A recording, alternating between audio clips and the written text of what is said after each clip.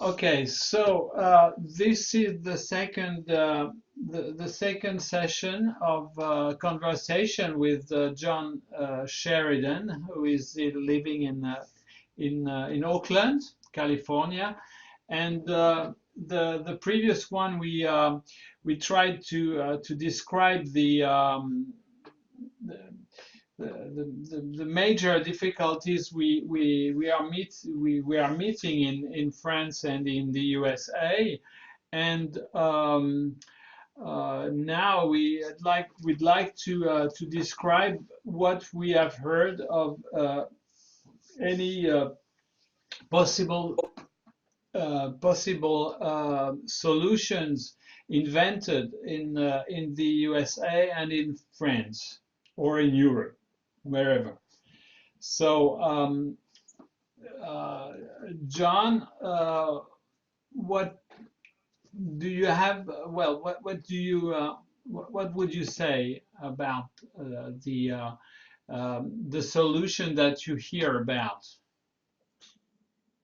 In the United States, it's extremely fractured, and the efforts to coalesce into movements and campaigns to change some of the basic underlying capitalist structures of the, excuse me, I'm still getting over my cold, over capitalist structures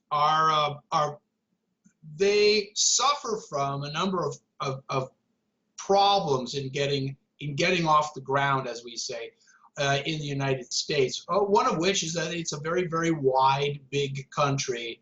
It's very hard to centralize physical efforts. If we have a massive demonstration in San Francisco, people in Los Angeles, 400 miles to the south, don't care, particularly. No one cares in New York City or Chicago or Atlanta, Dallas, Washington, D.C. They don't care because it's not in their backyard. So that's part of the problem is creating a synergistic physical presence to put pressure on governments or corporations. So that is one of the large problems that we always face in this particular country, just the vast space between cities and people. The other thing is that the economy is, even though it is grotesquely unfairly distributed in terms of compensation, you have CEOs making something like 3,000 times the amount of their own employees. It's unconscionable. But because the capitalists have made wages, or kept wages so low, people have jobs of some sort or other. They may have to have 3 jobs, and they may still be struggling tremendously. And this also takes all of their time and energy, and that they are therefore exhausted by working 2 and 3 jobs and long commutes, high prices. They're kept under the yoke of getting just enough to survive, but not enough to get, as we say here, we get ahead. People are not getting ahead, but the ideology in America is so deeply ingrained in the capitalist mindset that even people who have nothing, even people who are homeless very often, and there's a huge number of them in my own city, between 4,000 and 9,000 people in the city I live in, one city, in Oakland, California. But even the average person who is struggling is not necessarily ideologically opposed to the capitalist structure. So they can be manipulated and exploited without having any structural or intellectual protest. going on in their own heads. And this is part of the problem too, is just organizing people, even in terms of their opinions and their thoughts, their goals and their beliefs. It's very, very, very difficult. One example, we just had a very well publicized squat, what we call squatting in English, where you go into a building or a home and you stay there, illegal. Sure. This two women in Oakland, where I live, two women and their children squatted in an empty house. And the owner was a corporation, not an individual. And they had the sheriffs come with body armor. They all look like Darth Vader. They had a battering ram. They had a robot. They sent a robot into the house to extract this family. I mean, it was like some horrible dystopian film. And they got these women, they took them out. But that's extremely unusual where I live. The city I live in, for instance, has 1,400 empty homes that are waiting to be sold or remodeled by the owners. Well, the squatting that just occurred, that was national news here, is the first I have heard. It's probably not the only one, but it's the first one that has ever made the news here, one time. And so it shows you the long road to consciousness, because what I feel it's going to take in order to get the governments to start working and the corporations to start backing away from this aggressive private property ideology is more activism. People are going to have to take over more and more and more empty houses.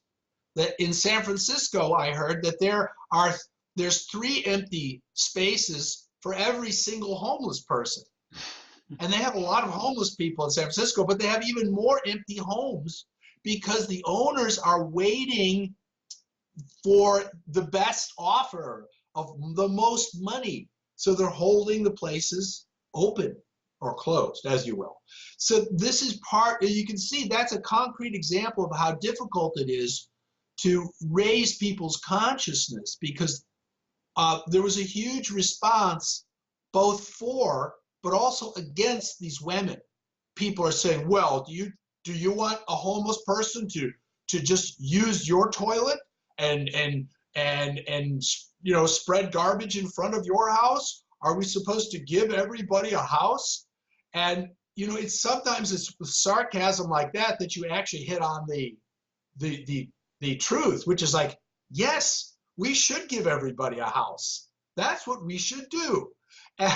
But these people said, the capitalists here, which are many, they say it in complete mockery.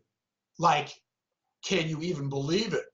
And of course I say, yes, I can believe it. But that's the loggerheads, what we call loggerheads, the conflict between the people who want human rights to be a part of our society and other people who do not. They want property rights to be the crux of our society.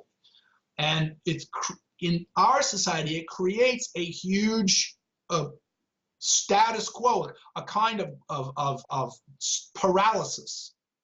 And that's where we are at the moment. There's pressure to make the society work for everybody, but it's a minority of people.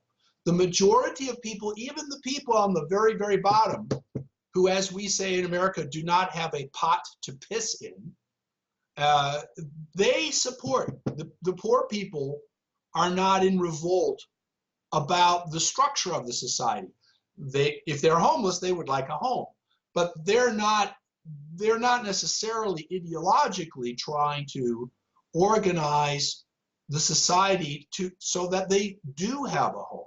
It's a very I call it right-wing anarchism. America is an extremely right-wing, but very anarchistic in that way. It's about me, you, go to hell. But then you talk to another American and they go, yes, I agree. I want everything for me and nothing for you. And they go, well, we agree. But what did they just agree to? You know, constant conflict. I want everything. Well, I want everything. Well, I want everything. I want everything. Well, nobody can have everything. So, but they agree on the process, the right to try and get everything and have no obligations to anybody else. So, I mean, a concrete example too is when Trump murdered Soleimani, the general in the Iranian general, and he murders him publicly at an airport in Iraq, a third country. Now, we are not at war with either Iran or the current government of Iraq, and yet Trump and his evil minions feel they have the right to go and to kill anybody that they want to, anywhere on the planet. And we had 70 demonstrations in America after that strike. There were demonstrations in 70 cities around America about that strike. So there is a response in America to these things, but it's not enough is the problem. And then on the 18th of January, it's now we're talking it's the 22nd of January of 2020. On the 18th, a few days ago, all over the United States and probably the world, they had women's marches. Big. In my city, there were 7,000 or 8,000 people. I mean, it was a pretty big march. But that's one day, and now they're gone. It's a very bad news that you are bringing now. Yes. Yeah. And just today, on the other side of the coin, so to speak, of activism, in Richmond, Virginia, the heart of the old Confederacy, in our Civil War, there is a rally of pro-gun. Oh yes, I heard that. Yeah, I heard that. That's today. So that's the other side of activism. It's you don't have the numbers on the right-wing side who come out. But that is a very disturbing development to see 22,000 mostly heavily armed, mostly men in one spot. And you just sense that if this is a growing movement, that we have on the right, the ultra right, infra right, you have a movement, a pushback to have more and more of this sort of capitalist and in this case racist anarchy, where anybody can just walk into a Walmart or a school armed with basically a machine gun and hundreds of rounds of ammunition legally. That's what they want. And it's obviously this if this was true everywhere at all times throughout the land, you would have a very confusing situation. If there was a problem, who is the bad guy? Is the guy standing there with a gun? And I just heard a gunshot. Well, maybe that guy's just a patriot, a good old boy, a normal American. But if you were a police and you hear gunshots and you see someone with a gun, what are you going to do? You're probably going to shoot first and ask questions later. Well, then you may have gunned down. I mean, this is the type of confusion that we're breeding, we're courting here in America. That is, it doesn't solve any of our problems. It just escalates them. So you do have a right-wing pushback in the streets, but the worst of everything happens behind closed doors in boardrooms of corporations, because the corporations, the hedge funds, and the bankers and their shareholders, they control the society, and they do it very quietly. And that's what's very, very hard to get inside of. If you are asking them to please be, good citizens, share your wealth. They just say no. And you're left with, well, then what are you left to do? You have to militate somehow. But as I say, the problems in America are the vastness of the space, the fact that there is enough money in the society that it's as I say, people's mouths are stuffed with cash, it's stuffed with money. You know, you can't talk because their mouth stuffed with money. Enough money, just enough money to shut them up. And so America's teetering on this, or it's limping along in this fashion for a long time. Well, what I can say by listening to you is that the government, the industries in the U.S. are smart enough to to make the mouths shut, and therefore it seems to be nearly impossible to do something.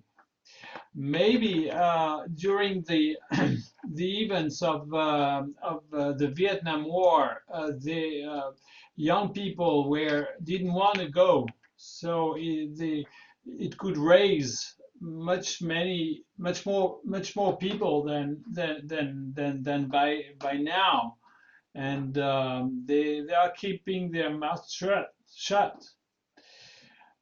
They are. Here in France, we are a bit more fortunate because Macron is a moron. Trump is a moron too. Some people say that. But here is not smart enough to play it smart, you know.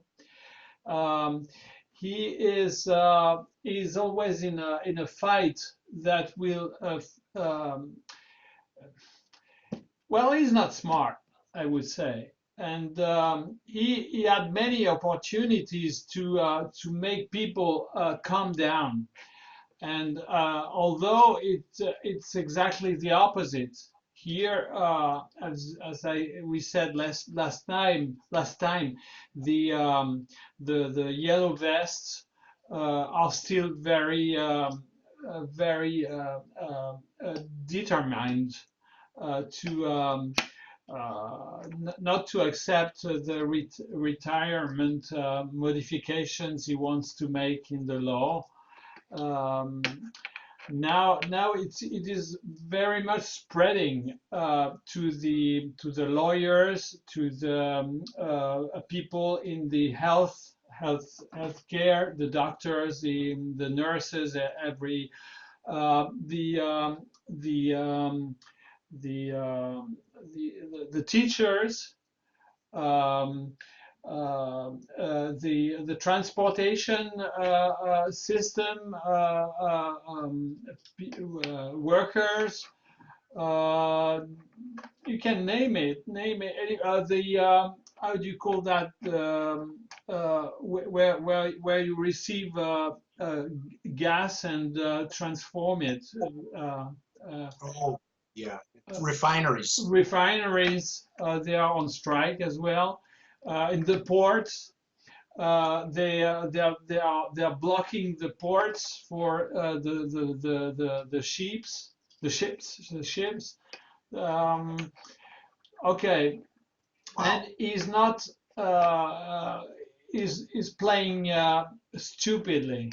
I'm the strongest, and you are okay. And this does not work with France. You know, we cut the throat of the king, Louis the 16th. You know, and this is still in the mentality of France. You know. Uh, uh, um, you cannot lead people by strength for a very long time in France. It's not in the mentality of France. Okay, so I think um, before I get into the description of the solution I think people are inventing, I would I'm a bit more optimistic than I used to be 20 years ago, you know, about what's going to happen. But if people can wait till the next presidential elections that will take place in the spring of 22, I think it can change in a peaceful way. But if people do not accept earlier than that, I'm pretty sure that there's going to be maybe not to a civil war, but there are going to be many people killed. Wow. I believe. I believe. um, because he's too stupid. He wants to be the strongest, although he's just a kid. You know, he's just a teenager, and he's living in a palace, the palace of Élysée, you know, which is a palace, and he's not. Mhm. And maybe you heard something very funny. He's very afraid, actually, because in November he thought that the Yellow Vests were going to invest the palace, so he had a plan to live through the how do you call that, the sewers, The sewer. the sewer. Yeah, it was already completely prepared, you know, because he was shitting in his pants, you know. And Good place. very funny thing is last Friday, you know, Friday. Look how stupid it is. On a Friday evening, during the strike, because there is a strike here everywhere. During the strike, he decided in a very popular area of Paris to go to see a theater piece. You know, he went to a theater. You know, and there was a journalist in the theater who saw him and sent a Twitter saying, "Hey, look who's here!" And so there was a big demonstration around. So the cops came, and he was exfiltrated. I don't know how you say that. It was Extricated. yeah. It was because he was shitting in his pants again. You know, he's a kid. He's a moron. He's a moron. You know. So his actions are not smart. He doesn't know how to deal with the demonstrations, with the opposition of the people. And okay, that's how it is. Why am I a bit more optimistic is that there are now so many inventions made by many people in France. You can't imagine. I didn't know I would see that during my life. For instance, as I mentioned last time, I told you that the main problem is that it's due to the constitution invented by Charles de Gaulle, which was not too bad for him, but it's we call that a republican monarchy. Okay, he has all of the powers.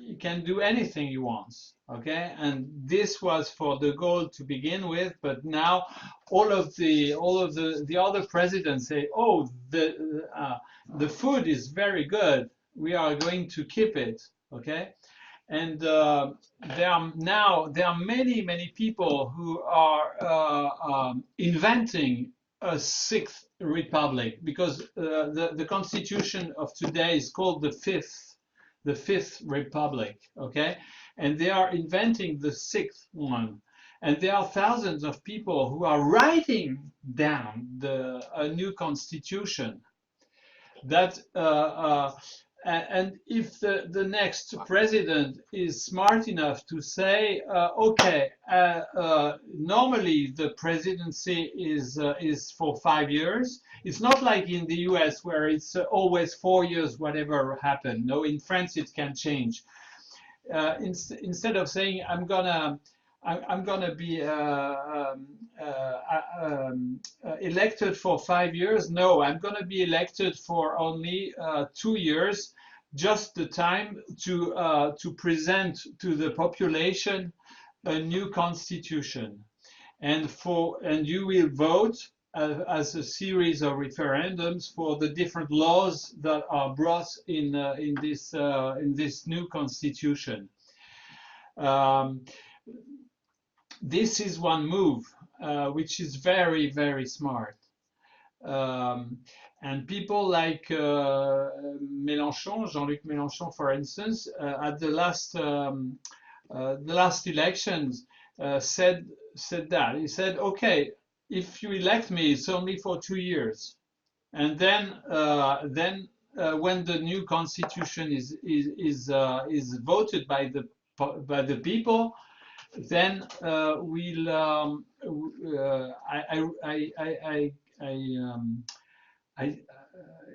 will be new elections with a new constitution. Okay. And then there are many things that should be brought in this constitution. Let me give you a counter example with Switzerland. Okay, in Switzerland, if you want to decide of the color of the lights in the city, or if you want to decide where the fields are to be set, it's a referendum within the city. Okay, the power is given to the city. But if you decide to make a new road, then you have to come to the bigger organization. Okay, in France,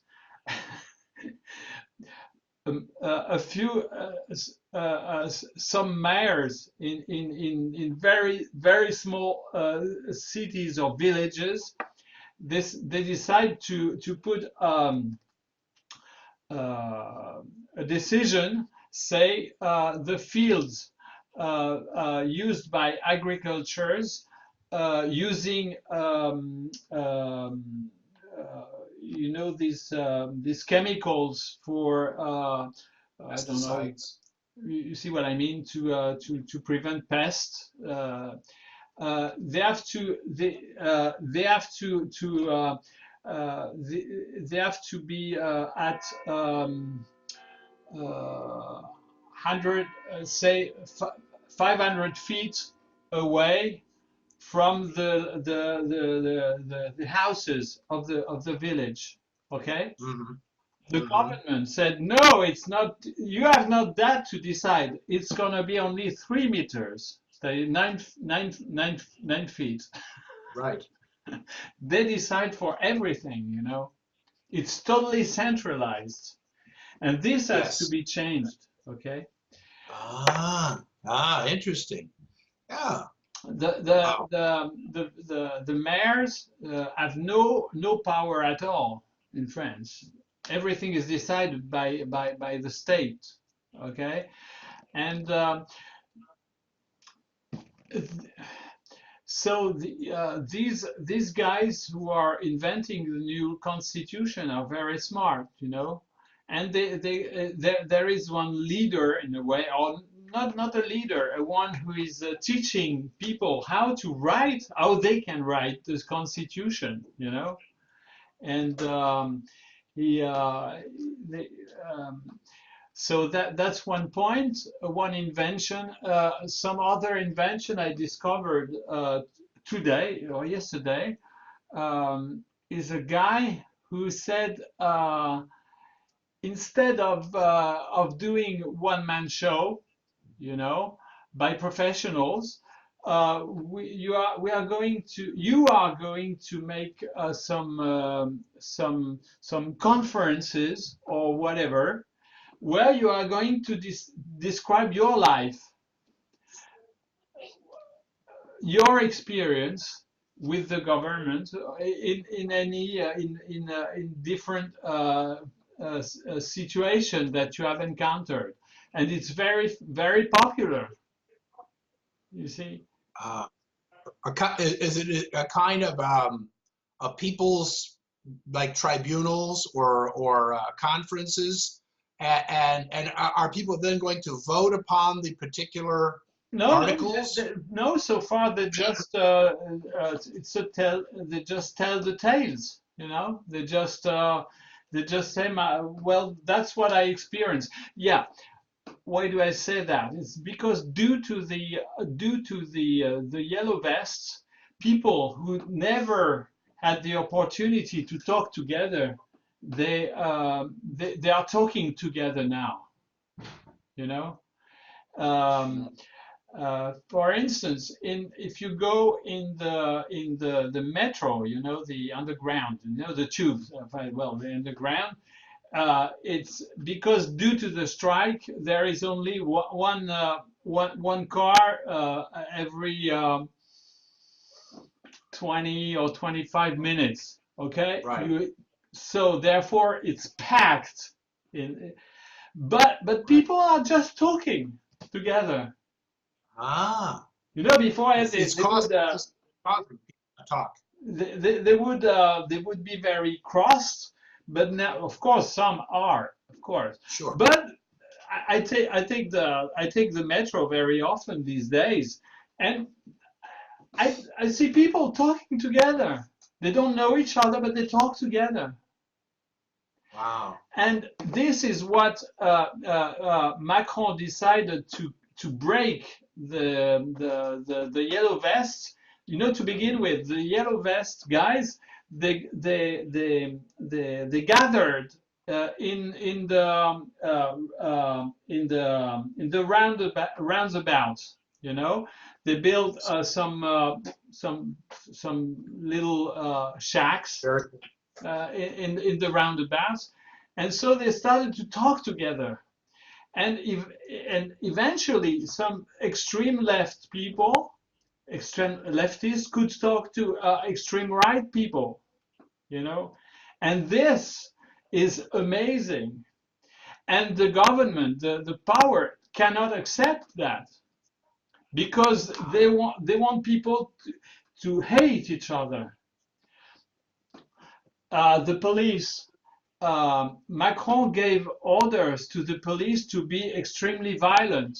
You know, there are 25 eyes broken, 10 lost. arms, 10 hands cut. You know, by the it's called LBD. It's these are weapons made of plastic, but which are UN recognize describe these weapons are as war weapons. Okay, Mm-hmm. but they are The used military. by the police because what the government cannot accept is that there is a friendship between the police and the population.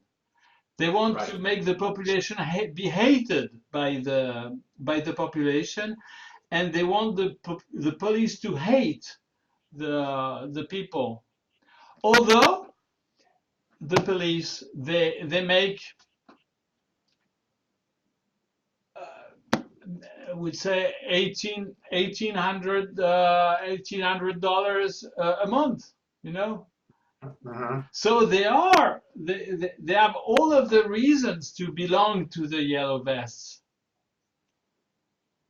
You see, but this is absolutely unacceptable by the government. So Uh, the, he wants people to hate the police, you know, yes. and the And police the vice versa. the police as the things because there are many people who are extreme right in the police, okay, and Mm-hmm. so um, they are in a good position to hate the people. Okay. Sure. And Macron said, okay, well, he didn't say it like this, but he said, in a way, he said, well, you have a carte blanche, to do whatever you want. Okay. But what he didn't know is that now everyone has a smartphone, to film this, and on the internet you find tens and tens of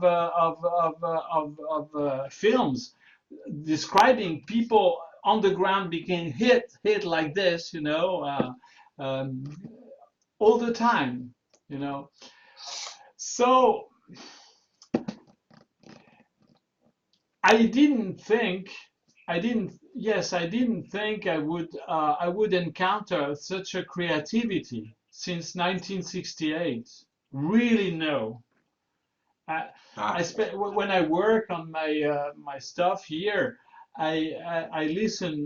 Meanwhile, I listen to many videos posted on YouTube, and I'm very amazed of how people are very smart people, and they now we have in '68 we had no smartphone, and but now we have that, and people are talking.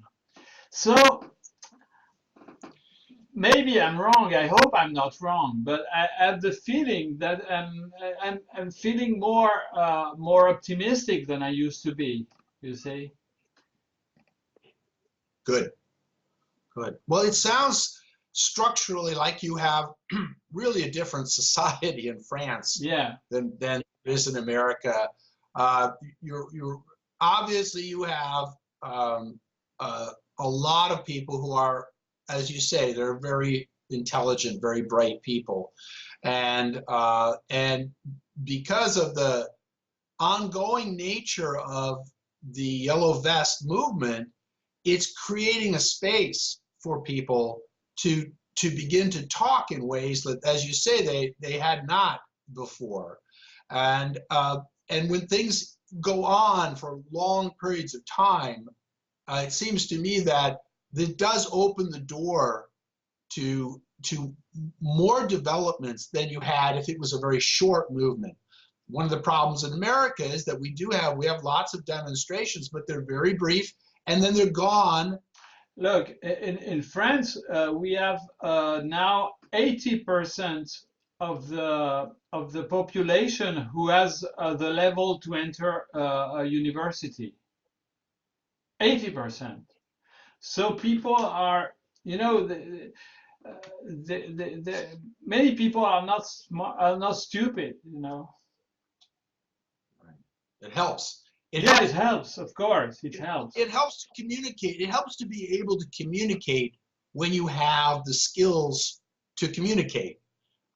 Very often in America, I find that even people who are in college have their education is very narrowly focused, Yeah. and they go very, very deep into the area that they are studying, but they excuse me, they have very little latitude of thought, and they're very easily confused by an idea. One of the terms that I've come up with, and I'm sure I did not invent it, but I never hear people say it. I've come up with, right-wing anarchist. That's how I describe libertarians and others. I'll say this to people. I say, well, that what you're saying to me, conservatives. I say, that's a very extreme form of right-wing anarchism. And to me, it's just logical terms brought together that make sense. It's not that complicated to me, but you would think that I had hit them in the face with a baseball bat. They are just like, they're paralyzed. They're flummoxed. They don't know what I'm saying. They don't know what I'm talking about. And it's like, yeah, well, perhaps it's a new term, but I mean, can't you think about it for 30 seconds and maybe understand what I'm trying to, the terms I'm trying to bring together? but this is part of the problem, is the level of discourse in America is very, very low. And the commonality of language and just the background, the ideological or ideational even, or educational background is so thin that Americans don't know very much about their own history. They don't care. And consequently, we cannot even hook up what's going on now with our own past, because people don't have that connection. They don't know how the past lives into the future, and therefore, you know, what it is that we need to look at and to change. And they don't even have a language to do that. Look, the funny thing through what you're saying is that unfortunately, all of the United States have the same language, the English language. In Europe, there are 10 or I don't know, maybe between 10 and 15 different languages. Therefore, because you know, European Union is very, very rightist, okay, and they want to transform European Union as the USA.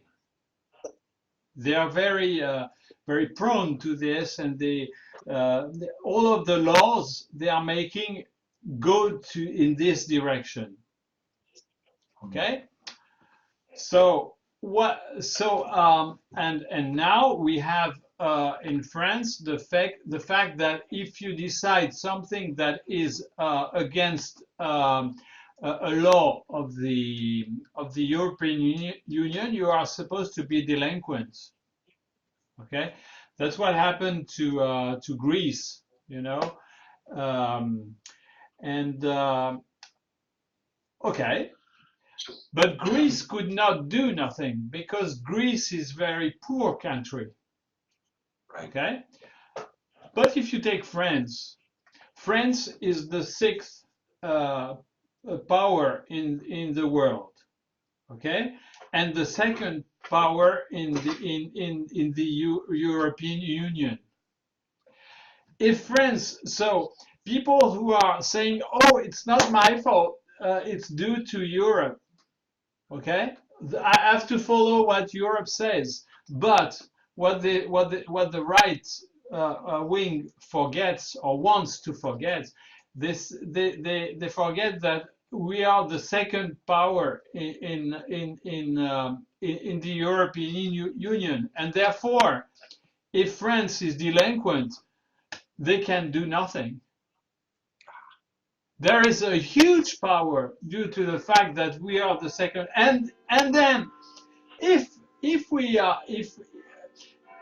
France can be a model for the European Union, and mainly for the countries of the south, the Romansh countries, you know, Italy, Spain, Portugal, you know, these countries, and Romania, and all these countries, they can follow France if we are, and Germany can do nothing about that. You see, and this ratio of force is very well known by the extreme left. You know, France Insoumise, Mélenchon, and all these guys. They know that.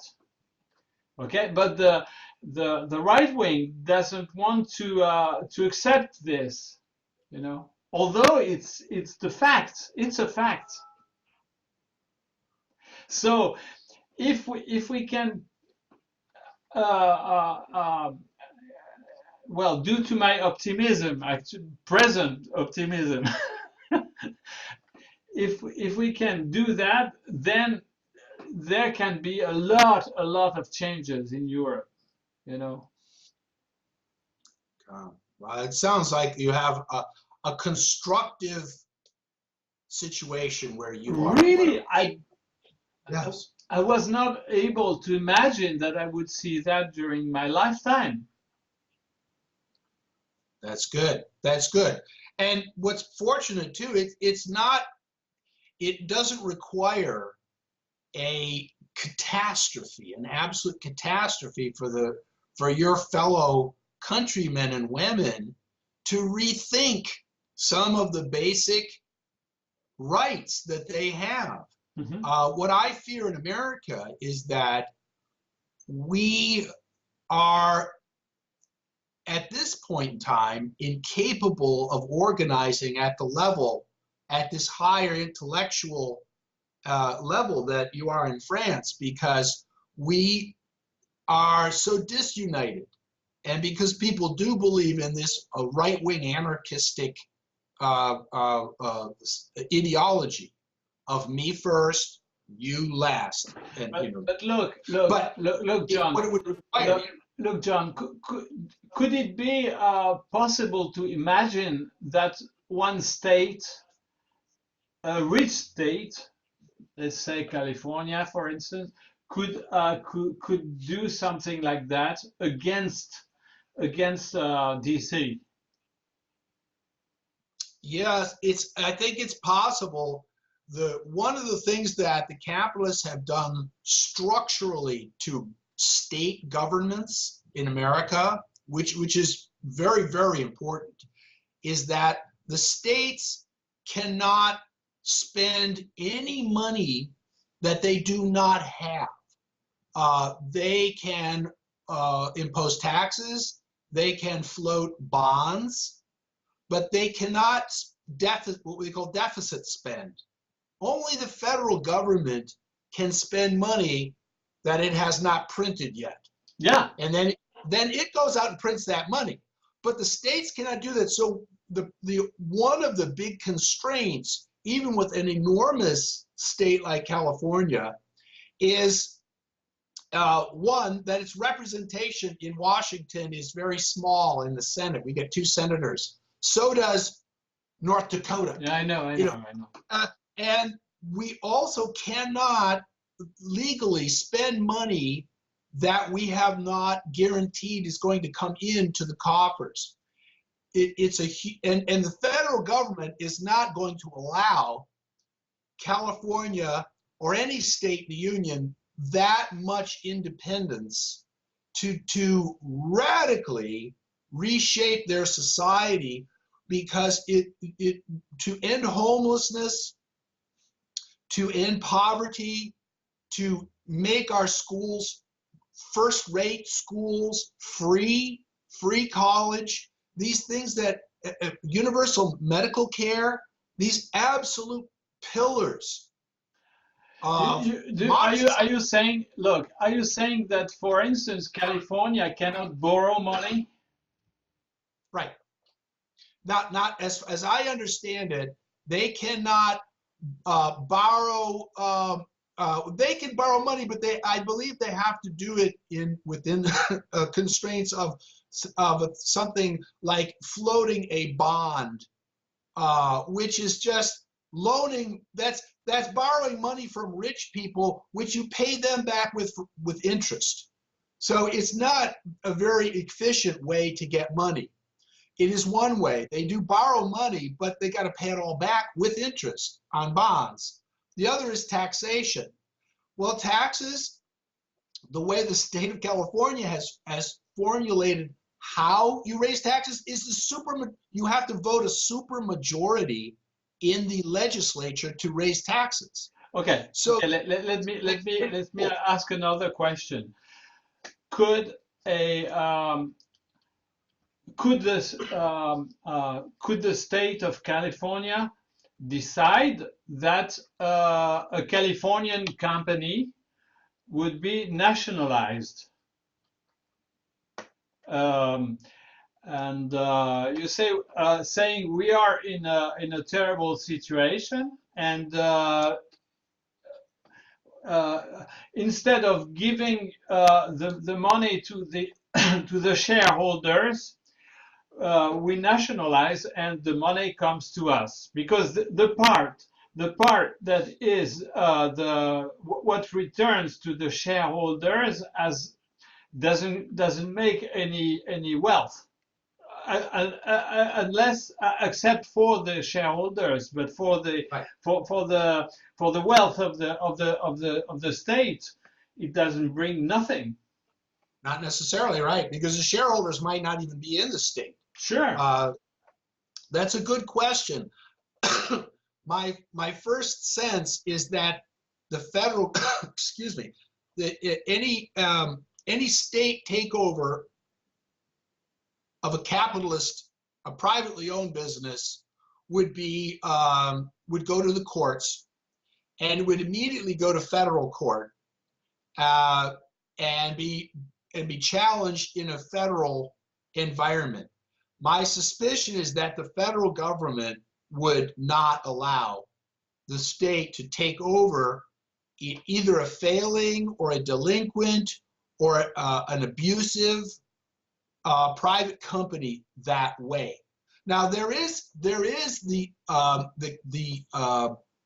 concept of what we call eminent domain in America, where the government literally can take over private property.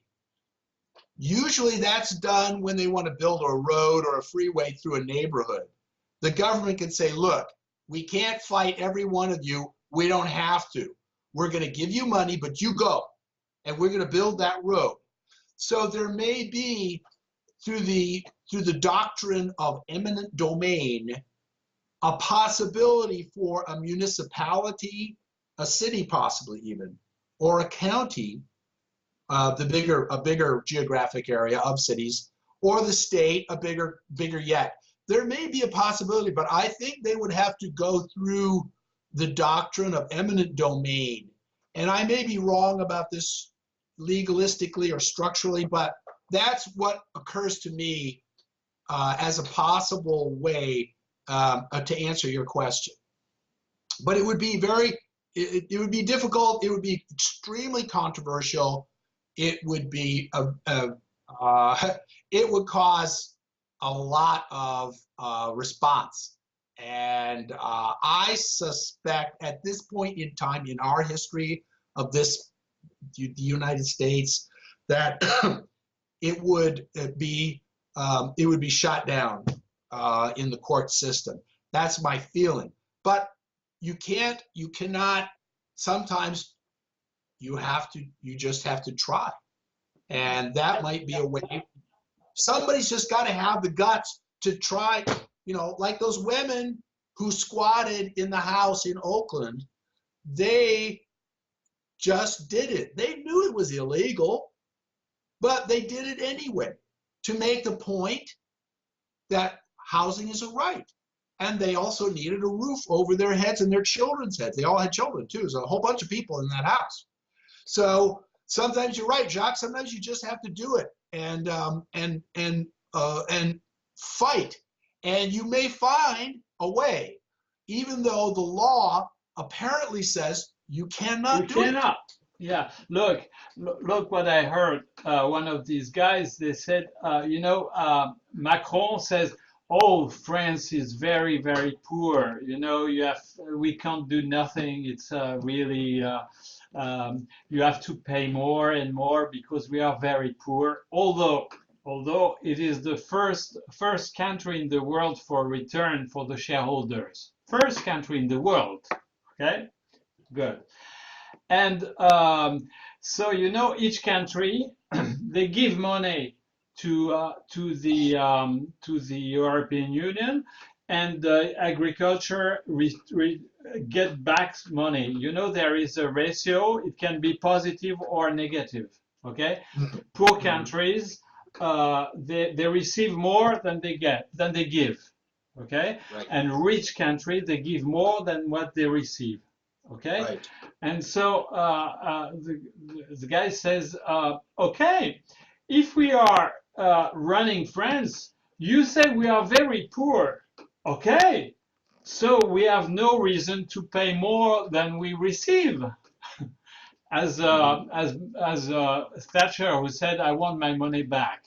Okay, and I say, we can be delinquent because you say we are so poor. How is it that we pay more than we receive? Okay, but now we only we won't do that anymore Mm-hmm. until we are rich. Mm-hmm. Mm-hmm. You see the reasoning. Yeah. So are you saying that the payments of the wealthier European states actually go to oppress countries like Greece, or do they help them? No, look, that's a very good question. Theoretically, it's due to help Greece and Portugal and poor countries. Okay, but uh, this was not sufficient for Greece, and they say, "Oh, you are wanting a lot of money, so you are going to transform. We are going to be your bankers, but with some conditions." Okay, there are two aspects. There is the ratio standard, we say between, and I think it's for France, Germany, um, maybe UK, who pay more than they receive. Okay, but some other countries it's the opposite. That's one thing. But for Greece, there is something more, which is the fact that they had to borrow a lot of money, and the European Union said we can lend you money, but with very harsh condition. You have to be, you know. Austerity. They did that to Portugal, and Portugal they are very acceptant, I would say. They accepted this, and so now they are getting more wealth. Okay, but it was at a very high cost for them. And Greece, I think, I'm not I'm not specialist, but I think um, Tsipras, he could have been further, and then he said, oh, "Okay, I give up." And Yes. since he said I give up, that was wow, horrible for Greece. It has been horrible. I've heard, yeah, a lot of suicides and and hardships. Oh Jesus, Jesus. A lot of emigration, people leaving. And this is due to the European Union. And as you know, maybe you know or you don't know, the I don't know if he's president or whatever, is one of the leaders of the European Union, used to be the prime minister of Luxembourg. And Luxembourg is a paradise for evading money. You know, he Ah, was, and now he's leading the European Union. You know, the same guy. yeah, yeah. It might give you a clue as to their policies. Yes. Oh, wow, wow. But still, you seem to have in France and in Europe, larger, much more than America, an ability for working people or people who have less to organize better. Their voices seem to be able to be heard more loudly and clearly. Um, in America, for instance, the presidential Excuse campaign. me. Excuse me. Sure.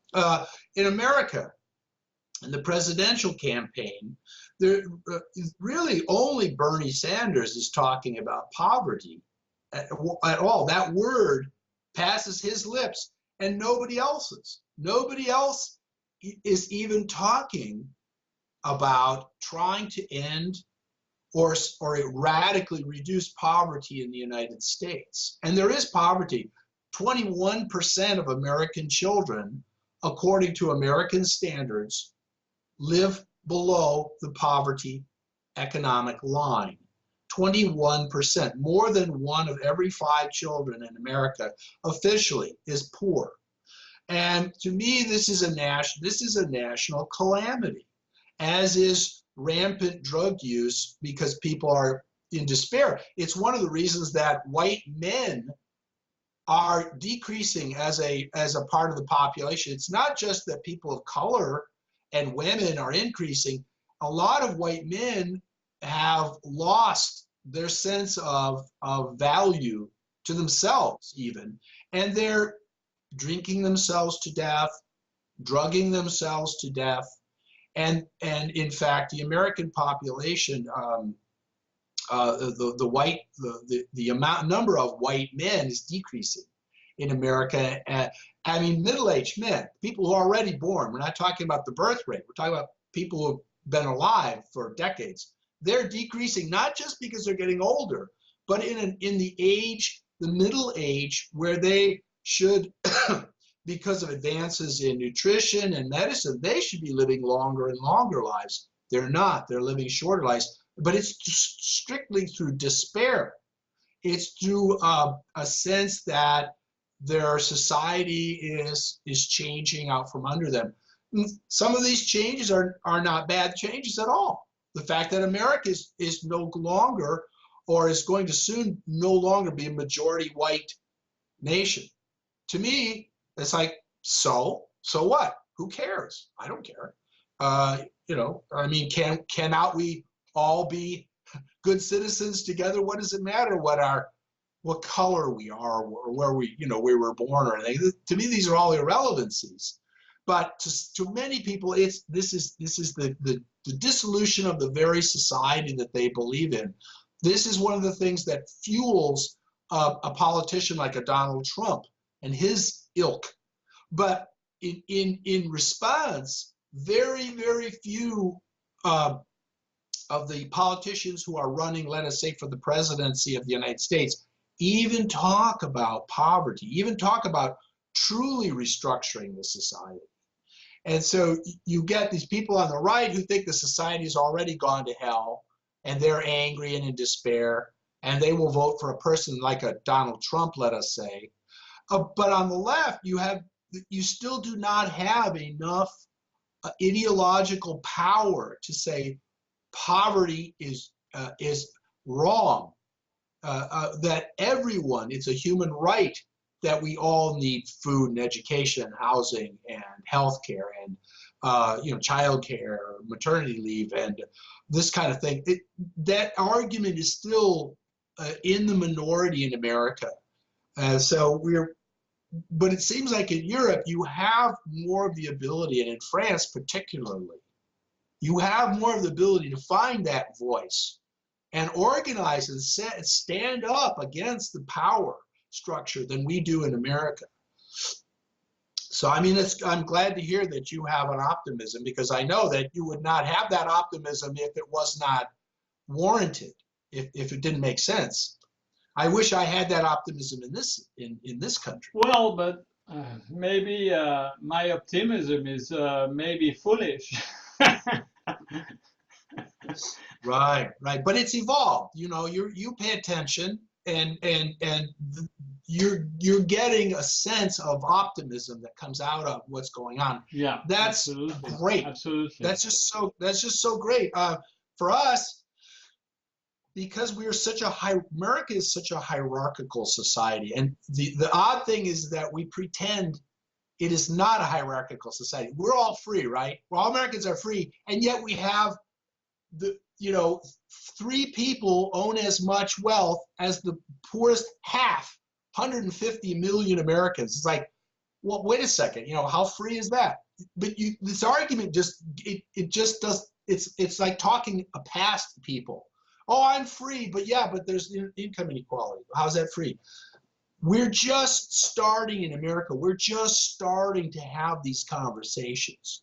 And I am hoping, unlike France, I am hoping that it does not require an absolute physical catastrophe or a war or some sort of an environmental catastrophe to shake people up and make them realize that they've got to reorganize their priorities and get away from the old right-wing, what we have to say, pull yourself up by your bootstraps.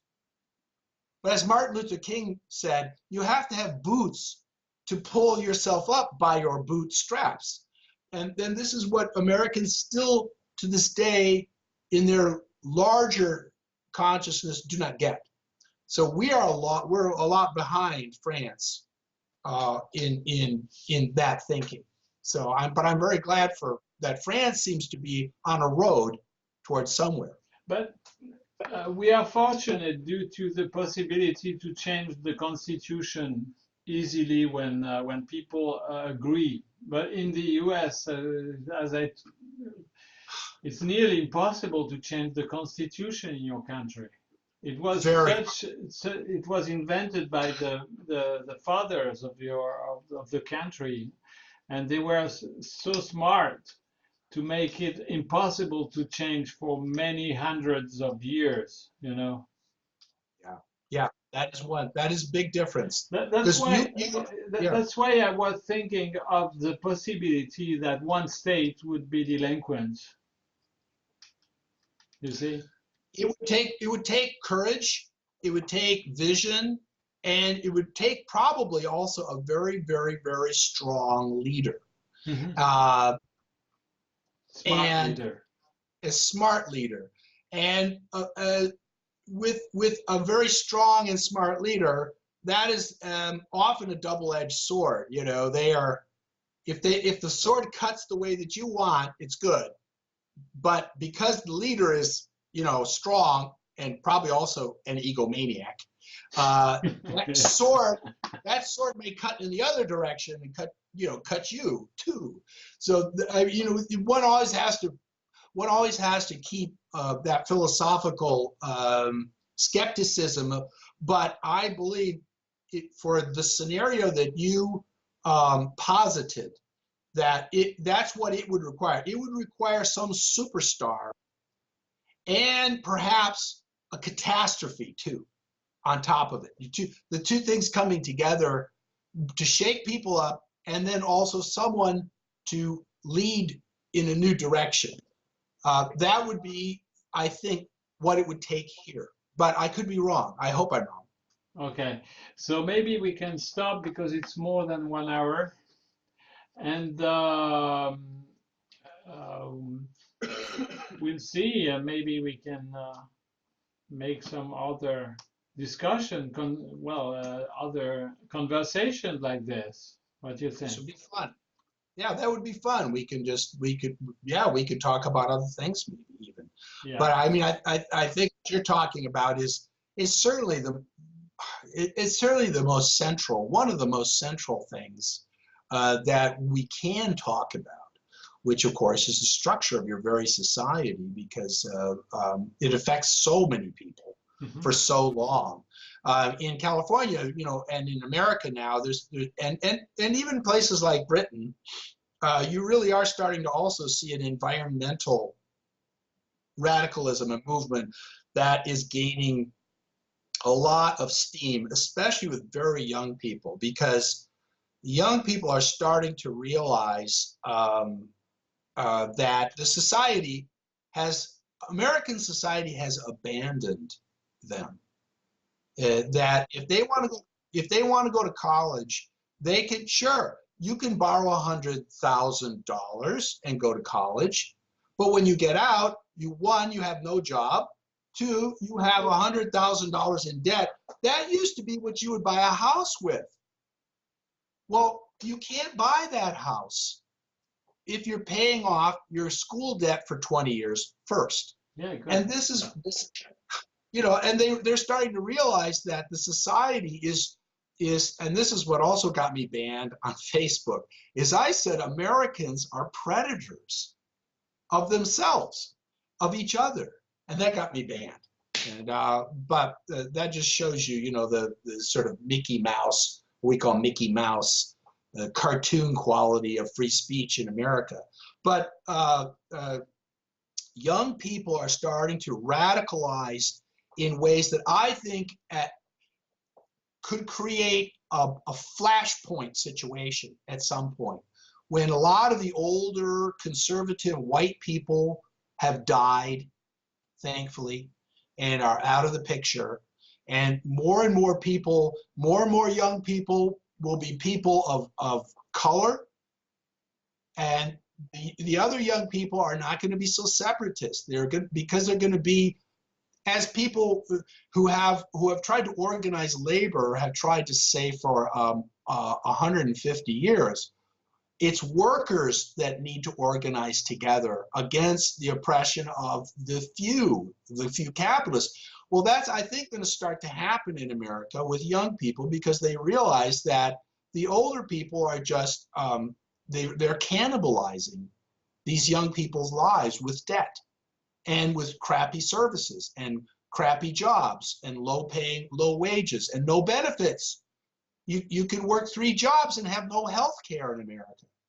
You can work 3 jobs, and if you have a baby and you have to go pay a hospital, that's $18,000, between $18,000 and $50,000 to have a baby. It's crazy, and the young people are starting to wake up to this. But I think that's going to, in time, that's what we will see. If there is going to be structural change in America, it's the dying off of the old conservative white ownership and the growth of these disenfranchised large masses of people of all different cultures and ethnicities and subgroups organizing finally together. Okay, so all right, maybe we stop there, and we'll talk together later. Anytime, Jacques. It's a great pleasure talking with you. Me too. I really enjoyed that. Okay, so till next time.